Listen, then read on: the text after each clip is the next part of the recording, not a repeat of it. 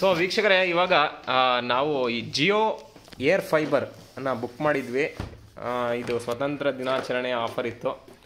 ನನಗೆ ಗೊತ್ತಿರಲಿಲ್ಲ set of box free ಬರುತ್ತೆ ಅಂತ, ಬರೀ OTT ಕೊಡ್ತಾರೆ ಅಂದ್ಕೊಂಡಿದ್ದೆ. ಇವಾಗ ನಿಮ್ಮ ಹೆಸರೇನು ಹೇಳಿದ್ರೆ? ಅಜಿತ್ ಸರ್. ನನ್ನ ಹೆಸರು ಅಜಿತ್ ಅವ್ರು ಬಂದಿದ್ದಾರೆ, ಟೆಕ್ನಿಷಿಯನ್ನು. ಅವ್ರು ಓಪನ್ ಮಾಡ್ತಿದ್ರು. ಏನಿದೆ ಸರ್ ಬಾಕ್ಸಲ್ಲಿ ಇಲ್ಲಿ? ಸರ್ ಇದು ಕೆಳಗಡೆ ಮೇಲೆ ಒಂದು ಫಿಟ್ ಮಾಡಕ್ಕೆ ಓಡಿ ಅಂತ ಇದು. ಇದರಿಂದಾನೇ ನಿಮಗೆ ಕಲೆಕ್ಷನ್ ಬರುತ್ತೆ ಸರ್. ಮೇಲೆ ಫಿಟ್ ಮಾಡೋ ಈ ಥರ ಮಾಡೋ ಇದರಿಂದಾನೇ ನಿಮಗೆ ಟವರ್ ಬರೋದು, ನೆಟ್ವರ್ಕ್ ಸರ್. ಆಂಟೆನಾ ಥರನಾ? ಆಂಟೆನಾ ಥರ ಸರ್ ಇದು. ಈಗ ಇದರಲ್ಲಿ ಸೆಟ್ ಆಫ್ ಬಾಕ್ಸ್ ಇರುತ್ತಾ? ಇಲ್ಲ, ಇಲ್ಲೊಂದು ಫಿಟ್ ಮಾಡಬೇಕು ಅದು. ಓಕೆ, ವೈಫೈಗೆ ಅದು ಅಲ್ಲಿಂದ ಹೇಳ್ಕೊಂತಲ್ಲ, ಇಲ್ಲಿ ಇದು ಮಾಡಕ್ಕೆ. ಓಕೆ, ಎಕ್ಸ್ಟ್ರಾ ಚಾರ್ಜಸ್ ಏನು ಇಲ್ಲ ತಾನೆ ನಮ್ಮ ವೀಕ್ಷಕರಿಗೆ? ಏನು ಕಳಿಸ್ತೀರಾ ಸರ್? ಏನು ಎಕ್ಸ್ಟ್ರಾ ಚಾರ್ಜಸ್ ಏನು ಇರಲ್ಲ ಸರ್. ಎಲ್ಲ ನೋ ಹಿಡನ್ ಚಾರ್ಜಸ್ ಏನಿಲ್ಲ. ಇನ್ಸ್ಟಾಲೇಷನ್ ಫ್ರೀನೂ ಇದೆ. 15ನೇ ತಾರೀಕು ಇದೆ ಅಷ್ಟೇ. ಹೌದಾ? ಅಷ್ಟೇ? ಅಷ್ಟೇ. ಓಕೆ, ಇಂಡಿಪೆಂಡೆನ್ಸ್ ಡೇ ಆಫರ್ ಅಂತ. ಹೌದು. ಸೊ ಯೂಶುವಲಿ 1000 ರೂಪಾಯಿ ತಗೋತಾರೆ. 1000 ರೂಪಾಯಿ ತಗೊಂಡು. ಇದೇನಿದು ಸೆಟ್ ಆಫ್ ಬಾಕ್ಸ್? ಇಲ್ಲ ಸರ್, ಇದು ಇಲ್ಲಿ ಇರಕ್ಕೆ ಓಡಿ ಥರ. ಓ, ರಿಸೀವರ್. ಇದು ಮೇಲೆ ಹೋಗುತ್ತೆ, ಇದು ಕೆಳಗಡೆ. ಮಳೆಯಲ್ಲಿ ನೆನೆ ಅಲ್ವಾ ಅದು? ಇಲ್ಲ ಸರ್, ಮನೇಲಿ ನೆಂಟ್ರು ಏನೂ ಆಗಲ್ಲ. ಮನೇಲಿ ನೆಂಟ್ರು ಏನಾಗಲ್ವಾ? ಓಕೆ. ಇವಾಗ ನಾವು ಮನೆ ಚೇಂಜ್ ಮಾಡಬೇಕು ಅಂದರೆ ಏನು ಮಾಡೋದು? ಇದನ್ನೆಲ್ಲ ತಗೊಂಡು ಹೋಗ್ಬೇಕಾ? ನಮ್ಮ ಜವಾಬ್ದಾರಿ ವಾಪಸ್ ಕೊಡ್ಬೇಕಾ ನಿಮಗೆ? ಸರ್, ನೀವು ಕಸ್ಟಮರ್ ಕೇರ್ಗೆ ಟಿಕೆಟ್ ರೈಸ್ ಮಾಡಿದ್ರೆ ಅವ್ರನ್ನ ಕಳಿಸ್ಕೊಡ್ತಾರೆ, ಅವರು ಮಾಡಿಸ್ಕೊಡ್ತಾರೆ ಸರ್. ಕಸ್ಟಮರ್ ಕೇರ್ ನಂಬರ್ ಅಲ್ಲೇ ಇರುತ್ತೆ ಸರ್. ಎಲ್ಪ್ ಹೋದ್ರೆ ನಿಮ್ಗೆ ಸಿಗುತ್ತೆ. ಇಲ್ಲೇ ಇರ್ತದೆ ಬಾಕ್ಸಲ್ಲಿ. ವೀಕ್ಷಕರ ಬಾಕ್ಸಲ್ಲಿ ನೋಡೋಣ ಇವಾಗ. ಯಾವುದಾದ್ರೂ ಬಾಕ್ಸ್ ತಗೊಂಡು. ಇಲ್ಲ, ನಿಮಗೆ ಮೈಜಿ ಆಪ್ ಇದೆಯಲ್ಲ, ಅಲ್ಲೇ ಫೈಬರ್ ಅಂತ ಇದೆಯಲ್ಲ, ಅಲ್ಲೋದ್ರೆ ಸಿಗುತ್ತೆ ಸರ್. ಸೂಪರ್. ಸೊ 2120 ರೂಪಾಯಿ ವೀಕ್ಷಕರೇ ಕೊಟ್ಟಿರೋದು. ಸೊ 2220 ರೂಪೀಸ್ ಇಲ್ಲಿ ಹಾಕಿಸ್ತಾ ಇದ್ದೀವಿ. ಅಪ್ಪ ಅವ್ರು ನೋಡ್ತಾ ಇದ್ದೀರಿ.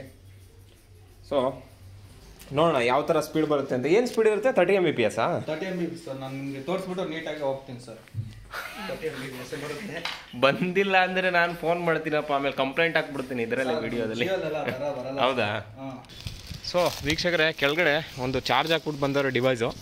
ಅದೇನಕ್ಕೆ ಹಾಕಿದ್ರಿ ಸರ್? ಅದು ಆಕ್ಟಿವೇಶನ್ ಆಗ್ಬೇಕು ಸರ್. ಅದು ಆಕ್ಟಿವೇಶನ್ ಆಗುತ್ತೆ ಅಂದರೆ ಹೆಡ್ ಆಫೀಸಿಂದ ಆಕ್ಟಿವೇಶನ್ ಮಾಡಿದರೆ ಅದು ಆ್ಯಕ್ಚುಲಿ ಇನ್ನೂ ಅವರು ಡನ್ ಕೊಟ್ಟಿಲ್ಲ. ಓಕೆ ಕೊಟ್ಟ ಮೇಲೆ ಅದು ಆಕ್ಟಿವೇಶನ್ ಆಗೋದು. ಅಷ್ಟೊತ್ತಿಗೆ ವೈರ್ ಗೀರ್ ಬಿಟ್ಕೊಂಡು ನಾವು ಕೆಲಸ ಅವ್ರು ಗೊತ್ತಾಗ್ಬಿಡ್ತಿರುತ್ತೆ ಈಗ ಆಗ್ತಾ ಇರ್ತೀರಾ ಅಂತ.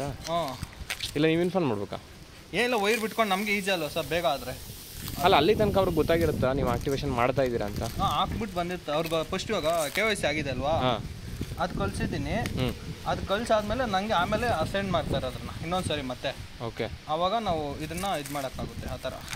HDMI ಬೇಕಲ್ಲ, ಇದು HDMI ಹಾಕಿದ್ದೀರಲ್ವಾ? ಈಗ ನಂದೊಂದು ಪ್ರಶ್ನೆ ಏನಂದರೆ, ಈಗ ನಾರ್ಮಲ್ ಟಿ ವಿ ನಮ್ಮದು ಇದಕ್ಕಾಗುತ್ತಲ್ವಾ? ಆಗುತ್ತೆ ಸರ್, ಎಲ್ಲ ಟಿವಿಗೆ HDMI ಆಗುತ್ತೆ ಸರ್. ಆಗುತ್ತೆ. HDMI ಪೋರ್ಟ್ ಇರಬೇಕಾದ್ರೆ ಅಲ್ವಾ? ಸೊ ವೀಕ್ಷಕರ ಇಲ್ಲಿ ನೋಡಿ, ನಂದು HDMI ಪೋರ್ಟ್ ಇದೆ.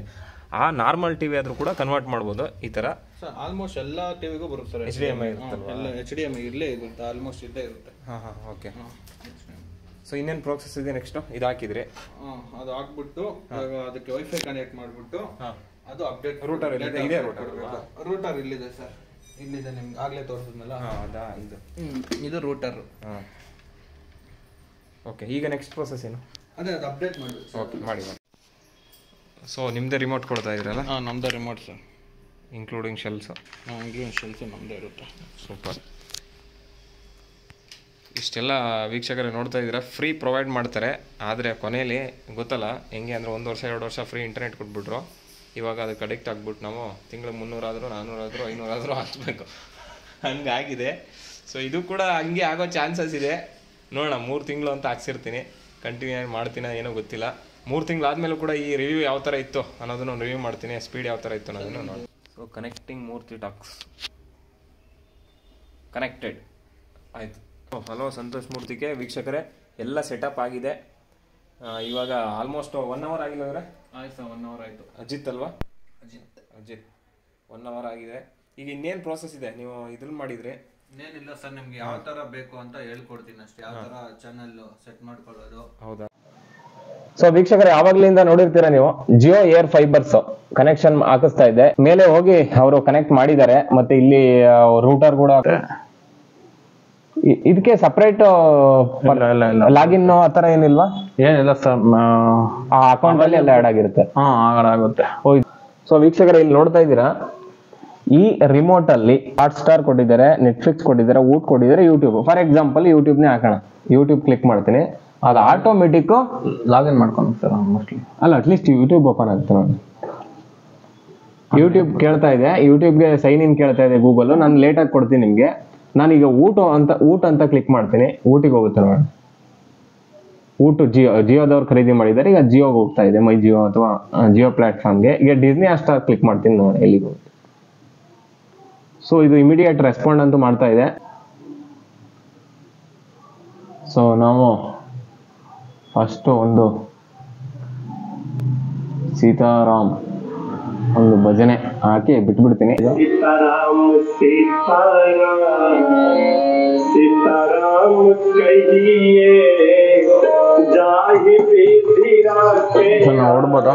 ಓಕೆ, ಖಂಡಿತ ಓಡ್ಬೋದು ಸರ್. ಹ್ಯಾಪಿನಾ ನೀವು?